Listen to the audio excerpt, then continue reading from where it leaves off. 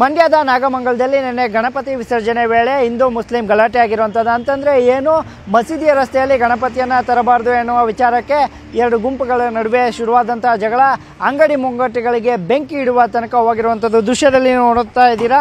ಇದು ನಾಗಮಂಗಲ ಹಾಗೂ ಮೈಸೂರು ಮುಖ್ಯ ರಸ್ತೆಯಲ್ಲಿರುವ ಯಾ ಅಲ್ಲಾ ಮಸೀದಿ. ಈ ಮಸೀದಿಯ ಮುಂಭಾಗ ಗಣೇಶ ಇನ್ನೇನೋ ಬರುವ ಸಂದರ್ಭದಲ್ಲಿ ಕೆಲ ಕಿಡಿಗೇಡಿಗಳು ಗಣೇಶನ ಮೂರ್ತಿಗೆ ಚಪ್ಪಲಿ ಹಾಗೂ ಕಲ್ಲುಗಳನ್ನ ತೂರಾಟ ಮಾಡ್ತಾರೆ. ಹಾಗೂ ಇಲ್ಲಿದ್ದಂತಹ ಹಿಂದೂ ಕಾರ್ಯಕರ್ತರೇನಿದ್ದಾರೆ ಹಾಗೂ ಗಣಪತಿ ಭಕ್ತರೇನಿದ್ದಾರೆ ಅವರ ಮೇಲೂ ಕೂಡ ಕಲ್ಲು ತೂರಾಟವನ್ನು ನಡೆಸ್ತಾರೆ. ಅಂದರೆ ಏಕಾಏಕಿಯಾಗಿ ಕಲ್ಲು ತೂರಾಟ ನಡೆಸಿದ್ರ ಪರಿಣಾಮವಾಗಿ ಸುಮಾರು 8ರಿಂದ 10ಕ್ಕೂ ಹೆಚ್ಚು ಹಿಂದೂ ಯುವಕರಿಗೆ ಪೆಟ್ಟಾಗುತ್ತೆ.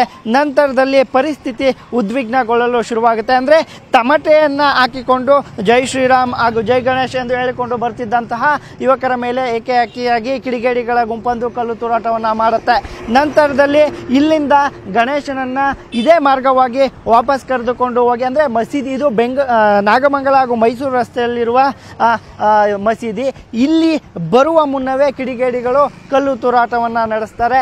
ನಂತರದಲ್ಲಿ ಇಲ್ಲಿಂದ ಇದೇ ಮಾರ್ಗವಾಗಿ ಹಿಂದೆ ಗಣಪತಿಯನ್ನು ಹಿಂದೆ ಕರೆದುಕೊಂಡು ಹೋಗುವ ಪ್ರಯತ್ನವನ್ನು ಮಾಡ್ತಾರೆ. ಅಷ್ಟೊತ್ತಿಗಾಗಲೇ ಕಿಡಿಗೇಡಿಗಳು ಅಂದರೆ ಮಸೀದಿಯ ಹಿಂಭಾಗ ಹಾಗೂ ಕೆಲವು ಸುತ್ತಮುತ್ತಲ ಪ್ರದೇಶದಿಂದ ಕಲ್ಲು ತೂರಾಟವನ್ನು ನಡೆಸುವಂಥದ್ದು ಅಲ್ಲದೆ ಇಲ್ಲಿ ಸುತ್ತಮುತ್ತ ಇದ್ದಂತಹ ಅಂಗಡಿ ಮುಂಗಟ್ಟುಗಳಿಗೂ ಸಹ ಬೆಂಕಿಯನ್ನು ಇಡುವಂಥ ಕೆಲಸಕ್ಕೆ ಮುಂದಾಗ್ತಾರೆ.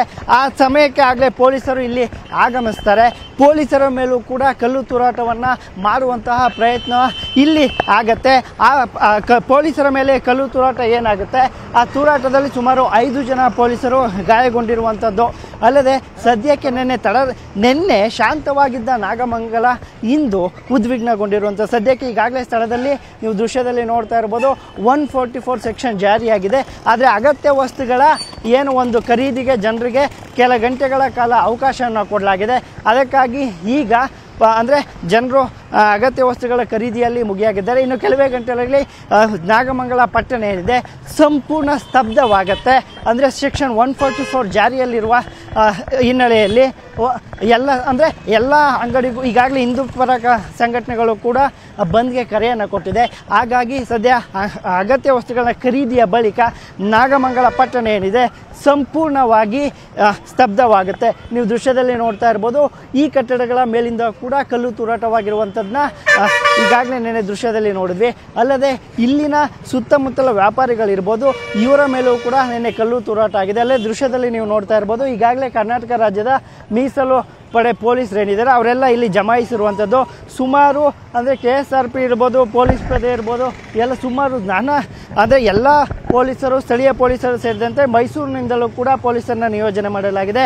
ಸದ್ಯಕ್ಕೆ ನಾಗಮಂಗಲ ಪಟ್ಟಣದ ಪರಿಸ್ಥಿತಿ ಏನಿದೆ, ಸಿಕ್ಕ ಬೈಕ್ಗಳಿಗೆಲ್ಲವೂ ಕೂಡ ನಿನ್ನೆ ಬೆಂಕಿಯನ್ನು ಹಚ್ಚಿದ್ದಾರೆ. ಅಲ್ಲದೆ ಅಂಗಡಿ ಮುಂಗಟ್ಟುಗಳು, ಕೋಳಿ ಅಂಗಡಿಗಳು ಸೇರಿದಂತೆ ಹಣ್ಣಿನ ಅಂಗಡಿಯನ್ನು ಬಿಡದೆ ಸಹ ದುಷ್ಕರ್ಮಿಗಳು ಧ್ವಂಸ ಮಾಡಿರುವಂಥದ್ದು. ಸದ್ಯಕ್ಕೆ ಈಗ ನಾಗಮಂಗಲದಲ್ಲಿ ಅಂದರೆ ಬೂದಿ ಮುಚ್ಚಿದ ಕೆಂಡದಂತೆ ಪರಿಸ್ಥಿತಿ ಇದೆ. ಈಗಾಗಲೇ 144 ಸೆಕ್ಷನ್ ಜಾರಿಯಲ್ಲಿರೋದ್ರಿಂದ ಇನ್ನು ಕೆಲವೇ ಗಂಟೆಗಳಲ್ಲಿ ನಾಗಮಂಗಲ ಪಟ್ಟಣ ಸಂಪೂರ್ಣ ಸ್ತಬ್ಧವಾಗುತ್ತೆ. ಈಗಾಗಲೇ ಪೊಲೀಸರು ಪ್ರತಿಯೊಂದು ಏರಿಯಾದಲ್ಲೂ ಕೂಡ ನಿಯೋಜನೆಗೊಂಡಿದ್ದಾರೆ. ಈಗಾಗಲೇ ಸುಮಾರು 47 ಮಂದಿಯನ್ನು ವಶಕ್ಕೆ ಪಡೆದಿದ್ದಾರೆ. CCTV ಫುಟೇಜ್ ಏನಿದೆ ಅದರ ಆಧಾರದಲ್ಲಿ ಇನ್ನಷ್ಟು ಮಂದಿಯನ್ನು ವಶಕ್ಕೆ ಪಡೆಯುವ ಎಲ್ಲ ಸಾಧ್ಯತೆಗಳು ಇರುವಂಥದ್ದು. ಕ್ಯಾಮ್ರಾ ಪರ್ಸನ್ ರಾಹುಲ್ ಜೊತೆ ಆನಂದ್ KS, ನಾಗಮಂಗಲ, ಮಂಡ್ಯ. ಕನ್ನಡಿಗರ ಮೆಚ್ಚಿನ ನಿಮ್ಮ ನ್ಯೂಸ್ 18 ಕನ್ನಡ ಈಗ ವಾಟ್ಸ್ಆಪ್ನಲ್ಲಿಯೂ ಲಭ್ಯ. ಕರ್ನಾಟಕ ಮತ್ತು ದೇಶ ವಿದೇಶದ 360 ಡಿಗ್ರಿ ಸುದ್ದಿ ವಿವರವನ್ನ ನೀವು ನಿಮ್ಮ ಕೈ ಬೆರಳುಗಳಲ್ಲಿಯೇ ಪಡೆಯೋದಿಕ್ಕೆ ಈ QR ಕೋಡ್ ಅನ್ನು ಸ್ಕ್ಯಾನ್ ಮಾಡಿ. ನಮ್ಮ ಚಾನೆಲ್ ಅನ್ನು ಫಾಲೋ ಮಾಡಿ, ನೋಟಿಫಿಕೇಶನ್ ಆನ್ ಮಾಡಿ.